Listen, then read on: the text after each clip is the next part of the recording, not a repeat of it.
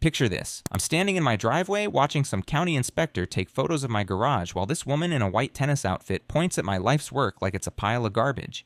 The smell of old leather and musty wood from my Civil War collection was mixing with her expensive perfume, creating this weird cocktail that somehow perfectly captured what was about to go down. "This educational circus ends now, Mr. McLean," she said, her voice dripping with the kind of authority that comes from never being told no in your entire privileged life. "You have 60 days to remove all of this inappropriate material or you'll lose everything. But here's the thing about us history teachers. We know that those who don't learn from the past are doomed to repeat it. And lady, you just picked a fight with someone who spent 20 years studying how the underdog wins." I looked her dead in the eye and said, "Ma'am, you have no idea what you just started. Before I tell you how I completely destroyed this woman's entire world using nothing but dusty old documents and a little historical knowledge, I need to ask you something. Have you ever had an HOA try to destroy something you spent decades building? Drop a comment and tell me where you're watching from. I want to know if these HOA power trips are everywhere or just here in Virginia, because what happened next is going to blow your mind. Let me back up and tell you who I am. My name's Bobby McLean, and I've been teaching 8th grade history at Richmond Heights Middle School for the past 18 years. I'm 52, divorced, and my kids Emma and Jake stay with me every other weekend. Not exactly living the dream, you know, but I do have one thing that makes me proud. My garage. See, most people use their garages for cars or storage or whatever. Me, I turned mine into a living, breathing Civil War museum. 20 years of collecting using every spare dollar from my teacher's salary to hunt down authentic artifacts. The centerpiece is my great-great-grandfather's uniform from the 44th Virginia Infantry. He died at Gettysburg, and somehow that blue-gray wool made it home. The smell in there is incredible. Old leather, aged wood, metal that's been touched by history. When my students walk in for their field trips, their eyes go wide. You can see the exact moment when history stops being just words in a textbook and becomes real. I charge $20 for educational tours to help pay the bills. Nothing fancy, just me sharing stories about real people who lived through the most defining moment in American history. The kids eat it up, and their parents love that someone's actually making history come alive. My weekends with Emma and Jake always include time in the garage. They roll their eyes sometimes, but I catch them listening when I tell stories about their ancestor. It's the only inheritance I can give them, this connection to something bigger than ourselves. All I wanted was to preserve history and maybe inspire a few kids along the way. Simple, right? Wrong. Because Ashley Campbell-Stone had other plans. Ashley was 43 years old and married to federal judge William Stone. That should tell you everything you need to know, but let me paint you the full picture. She lived in one of those McMansions 3 streets over, drove a white BMW that was always spotless, and wore tennis outfits to HOA meetings like she was heading to the country club afterward. She'd been on the HOA board for 2 years, but what I didn't know was that she was planning to run for city council. In a purple district like ours, having any connection to Confederate history, even educational stuff, was apparently political poison. The first time she showed up at my door was on a Tuesday afternoon in March. I was grading papers when the doorbell rang.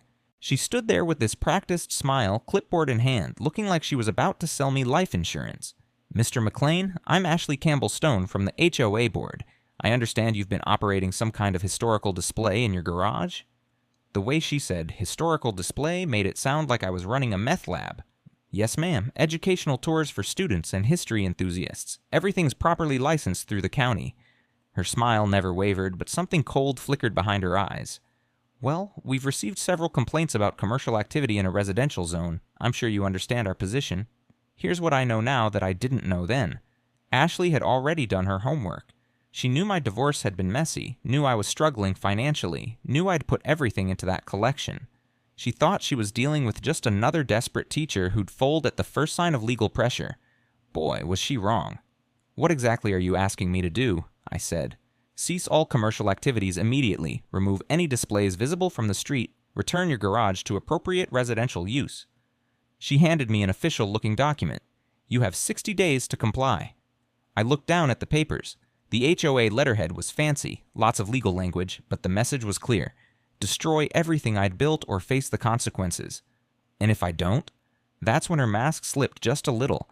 "Mr. McLean, my husband is a federal judge. I have connections throughout the county government and school district. Trust me when I say that continued non-compliance would be unwise." The threat hung in the air like cordite after a cannon blast. She was telling me she could destroy my career, my home, maybe even my relationship with my kids. all because I had the audacity to teach history in my own garage. After she left, I sat in my driveway holding those papers, breathing in the March air that still carried winter's bite. I should have been scared. Hell, I was scared. But underneath that fear was something else. Anger. Pure, righteous anger at someone who thought she could erase history because it didn't fit her political ambitions. The attack started small, like they always do. Within a week, I had my first official violation notice. $150 per day for unauthorized commercial use of residential property. The fine was retroactive to the date of Ashley's visit, so I already owed over $1,000. I tried calling the HOA office to discuss it rationally. Left 3 messages. Never got a call back. The second week, parents started getting phone calls. Anonymous concerned citizens were reporting that their children were being exposed to inappropriate Confederate propaganda during school field trips. The calls were carefully crafted, just enough truth to seem credible, just enough spin to make me sound like some kind of lost cause fanatic. Mrs. Rodriguez, whose son Miguel loved coming to my garage, called me in tears. "Bobby, I know you're not like that, but the school board is asking questions. Maybe it's better if Miguel doesn't come anymore." One by one, my students stopped showing up. Parents who'd been grateful for my free educational programs suddenly crossed the street when they saw me. The smell of fear started overpowering the smell of history in my garage, but that was just the warm-up. By the 3rd week, Ashley had escalated to professional warfare. An anonymous complaint landed on the principal's desk, claiming I was using school time to promote my personal business interests. Another complaint went to the county education board about my controversial teaching materials. My principal, Dr. Martinez, called me into his office on a Friday afternoon. The fluorescent lights hummed overhead while he shuffled through papers, avoiding eye contact. "Bobby, I need to ask about these allegations regarding your Civil War collection." "What allegations exactly?" "That you're using classroom time to promote paid tours of Confederate memorabilia." The bureaucratic language felt like a slap. 20 years of teaching, and suddenly I was under investigation for doing what every good teacher does, making learning exciting. "Dr. Martinez, you know that's not true. My tours are completely separate from school activities." He sighed, and I could see he was caught in the middle.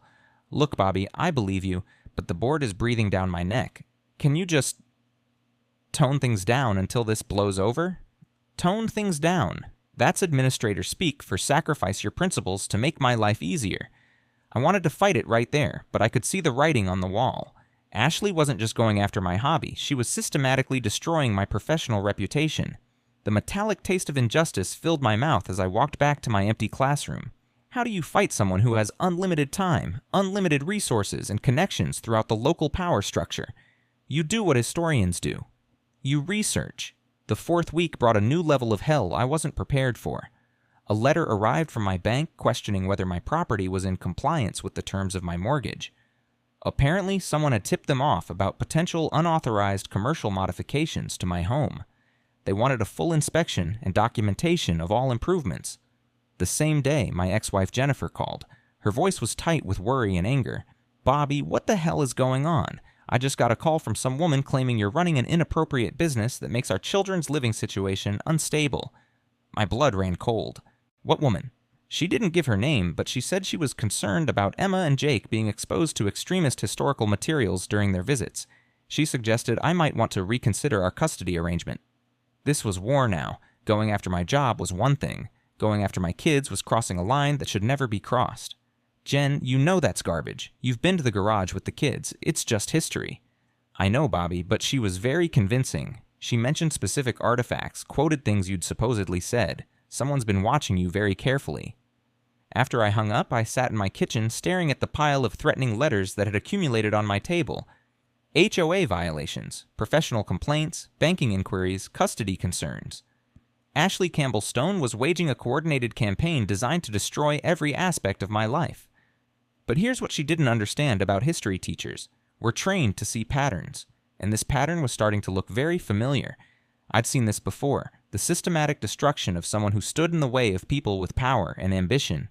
The only difference was that now I was living it instead of teaching it. That night, I couldn't sleep. I kept thinking about my great-great-grandfather's uniform hanging in the garage. He'd faced impossible odds at Gettysburg and died fighting for what he believed in. What kind of man would I be if I let some HOA board member destroy his legacy without a fight? Around 2 in the morning, I made a decision. If Ashley wanted to use the system against me, I'd use the system right back. But first, I needed to understand exactly what I was dealing with. time to do some research. The Richmond Public Library's local history archives smell like old paper and broken dreams. It's where they keep all the dusty records that nobody looks at anymore. Property deeds, city planning documents, genealogical records going back to colonial times. I'd been there plenty of times for research projects, but never with this kind of personal motivation. The librarian, Mrs. Chen, greeted me with her usual smile. "Working on another project, Mr. McLean?" "Something like that. I need to look up property records for the Richmond Heights subdivision, specifically the 1800s. She led me to the microfilm readers, those ancient machines that make everything look like it's underwater. Hour after hour, I scrolled through deed transfers, survey maps, and municipal records. My eyes burned, my back ached, but I kept going. Here's something most people don't know. Property law is like archaeology. Every transaction, every survey, every government decision leaves a paper trail. And if you know how to read that trail, you can uncover secrets that people thought were buried forever. I was looking for anything that might give my property special legal status, historic designation, mineral rights, water rights, anything that might trump HOA authority. What I found was so much better. It was in a survey map from 1861, just before the Civil War started. My address wasn't even an address back then. It was listed as U.S. Postal Station R7, Richmond to Norfolk route. A postal station. That meant federal government property, and federal property often comes with federal protections that local governments can't touch. But that wasn't the best part. As I traced the postal route through the old maps, I noticed something interesting about the surrounding properties. The entire Richmond Heights neighborhood had been laid out along what used to be a major transportation corridor. Not just any transportation corridor, one that was still in use during the 1860s when escaped slaves were making their way north. I cross-referenced with Underground Railroad documentation. Bingo. Ashley Campbell-Stone's beautiful McMansion was built on the exact site of what used to be a documented Underground Railroad safe house. The irony was so perfect it made me laugh out loud in the dead silent archives. Here was a woman trying to destroy my Civil War collection because it was supposedly inappropriate, and she was literally living on top of one of the most important Civil War freedom sites in Virginia. But the real kicker came when I looked up the federal laws regarding historic preservation. The National Historic Preservation Act of 1966 establishes that properties with documented historical significance are protected from local interference. And guess what trumps HOA covenants every single time? Federal law. I spent another week gathering documentation, cross-referencing maps, and building an airtight case. By the time I was done, I had enough evidence to not only protect my garage, but to potentially designate the entire neighborhood as a federal historic district. Ashley had picked a fight with the wrong history teacher. Now came the fun part, gathering my army. First stop was the Richmond Civil War Historical Society.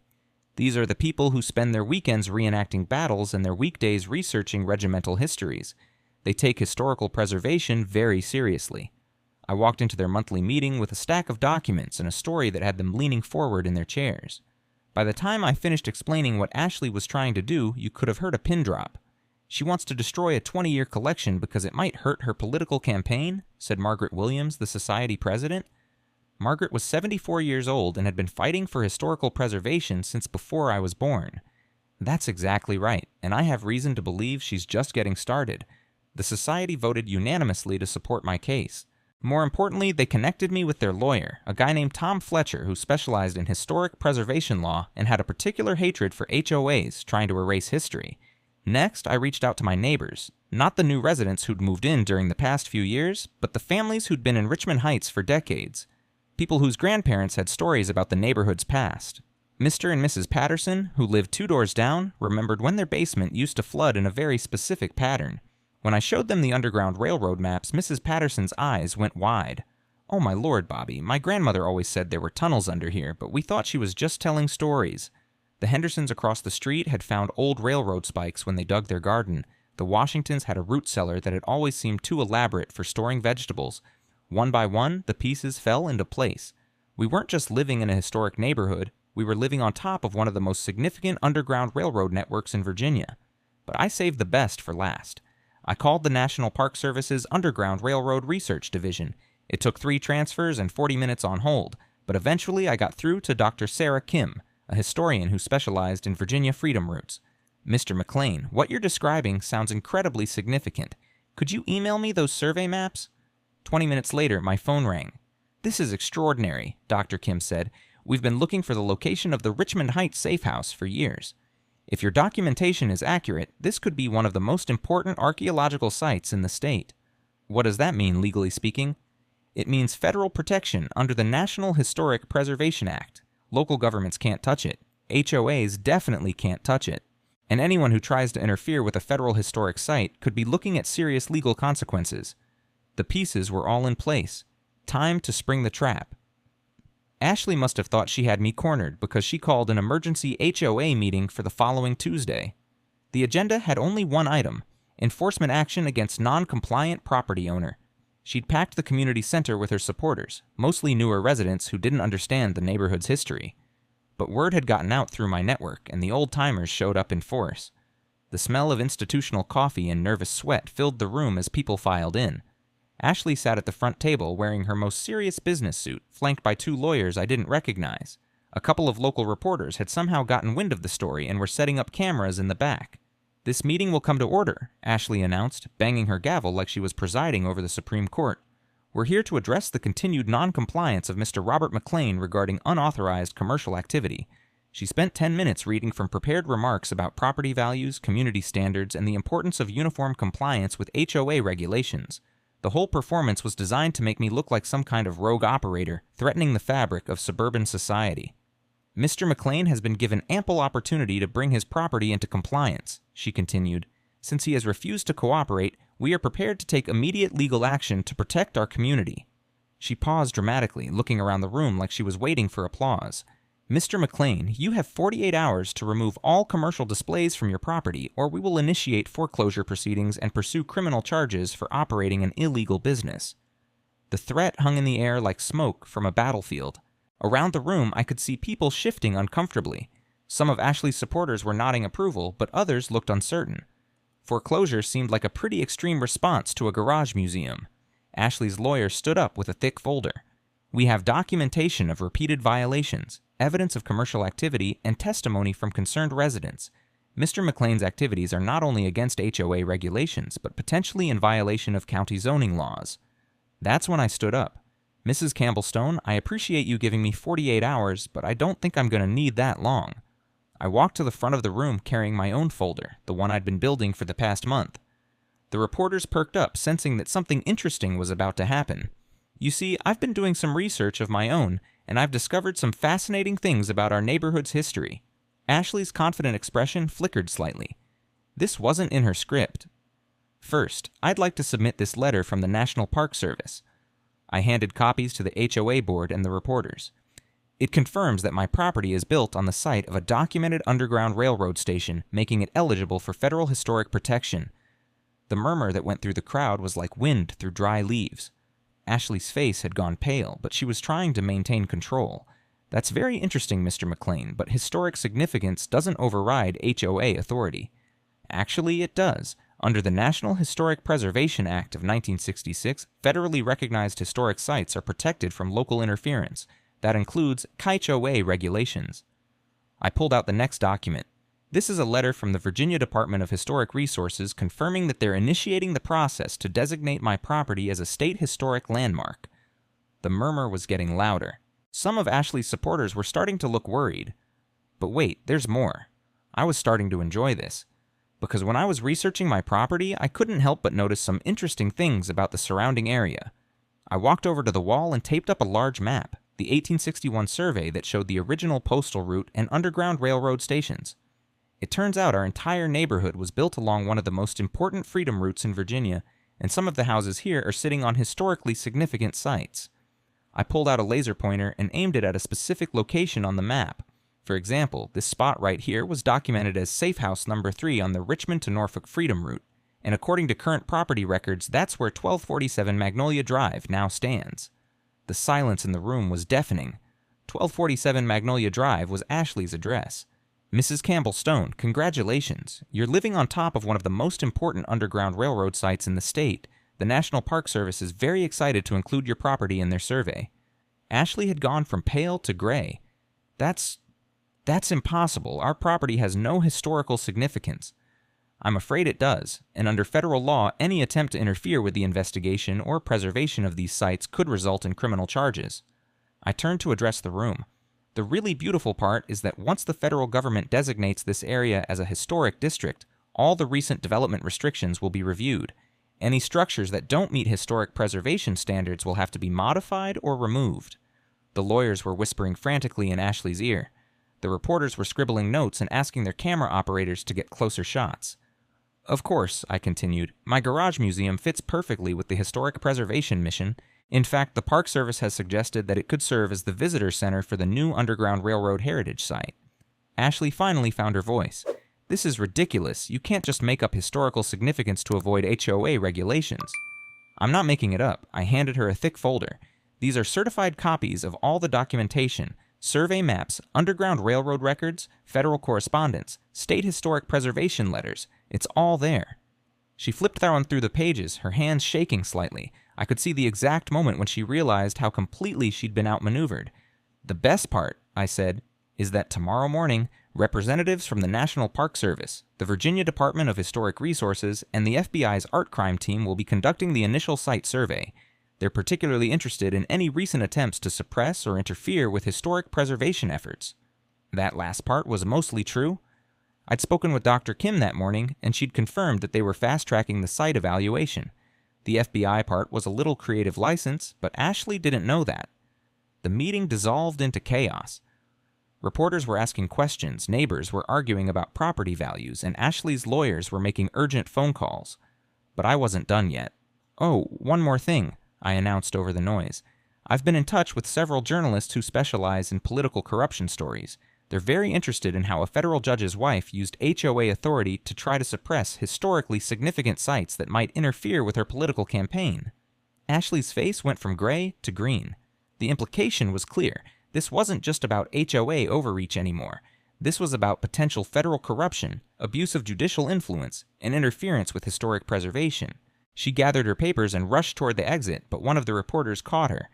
Mrs. Campbell-Stone, do you have any comment on the allegations that you tried to suppress Underground Railroad sites for political gain? I didn't stick around to hear her answer. I had what I came for. 6 months later, I'm sitting in my garage, the Richmond Heights Underground Railroad Heritage Museum, watching a group of 4th graders from D.C. examine my great-great-grandfather's uniform. The smell of old leather and aged wood is stronger than ever, but now it's mixed with the fresh scent of new educational displays funded by federal preservation grants. Ashley Campbell-Stone's political career died faster than a Confederate charge up Cemetery Ridge. The story about the HOA president who tried to destroy Underground Railroad sites made national news. Her city council campaign imploded within a week, and she withdrew from public life entirely. Her husband, Judge Stone, got transferred to a different district after an ethics investigation found that he'd used his position to intimidate witnesses in a civil matter. Turns out threatening to audit someone's taxes because your wife doesn't like their hobby is frowned upon in federal judicial circles. The Campbell-Stones moved out of Richmond Heights 2 months ago. I heard they bought a condo in a neighborhood without any historical significance whatsoever. Good for them. The entire Richmond Heights area is now a federally protected historic district. My garage museum serves as the official visitor center, and I get to do what I've always loved, teach history to anyone who wants to learn. The irony is perfect. Ashley tried to destroy my Civil War collection because she thought it was inappropriate to remember that part of our history. Instead, she ended up helping preserve an even more important piece of our heritage, the Underground Railroad sites that represent America's struggle for freedom and equality. My kids love telling their friends that their dad single-handedly destroyed an HOA empire using nothing but old maps and dusty books. Emma's thinking about majoring in history when she gets to college. Jake wants to be an archivist. I get letters from teachers all over the country now asking for advice about dealing with bureaucratic interference in education. My answer is always the same. Do your research, know your rights, and never underestimate the power of good documentation. Sometimes the best revenge isn't getting even. Sometimes it's just knowing your history better than the people trying to erase it. And that, my friends, is how a middle school history teacher took down an entire HOA power structure using nothing but the truth. Next week, I'm going to tell you about the time a software engineer used municipal Wi-Fi regulations to destroy a city councilman who tried to shut down his home business. Trust me, you're going to love how that one ends. But for now, drop a comment and let me know. What would you have done in my situation? And where are you watching from? I'm curious to see how many places are dealing with these HOA power trips. Until next time, remember, those who don't learn from history are doomed to have it used against them.